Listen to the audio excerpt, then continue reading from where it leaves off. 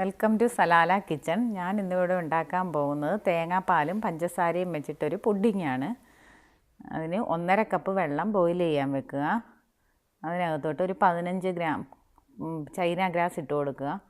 China grass നന്നായിട്ട് melt ആവണം, നന്നായിട്ട് ഇളക്കി കൊടുക്കണം.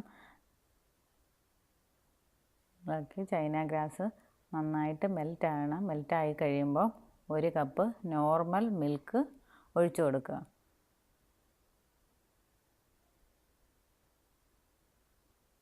പാലൊഴിച്ച് നന്നായിട്ട് തിളയ്ക്കണം. പാൽ നന്നായിട്ട് തിളച്ച് വരുമ്പം 1 കപ്പ് പഞ്ചസാര, അതിനകത്ത് ഞാൻ 2 ഏലക്ക പൊടിച്ചിട്ടിട്ടുണ്ട് പഞ്ചസാരക്കകത്ത്. അത് 1 കപ്പ് പഞ്ചസാര ചേർത്ത് കൊടുക്കുക. ഇനി നന്നായി ഇളക്കി കൊടുക്കുക. പഞ്ചസാര ഇതിനകത്ത് നന്നായിട്ട് അലിഞ്ഞ് വരണം. പഞ്ചസാര നന്നായിട്ട് അലുത്ത് കഴിഞ്ഞിട്ട് ഇതിലോട്ട് 2 കപ്പ് തേങ്ങാപ്പാൽ ചേർത്ത് കൊടുക്കുക.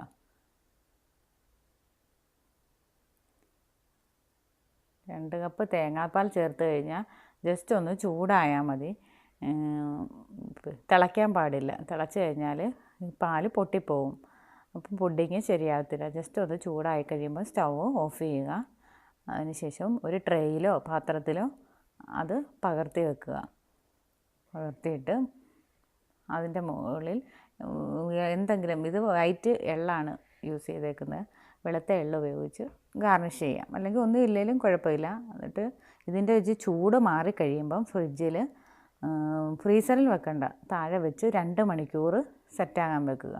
നമ്മുടെ പുഡിങ് റെഡി ആയിട്ടുണ്ട്. ഇനി കട്ട് ചെയ്ത് നോക്കാം.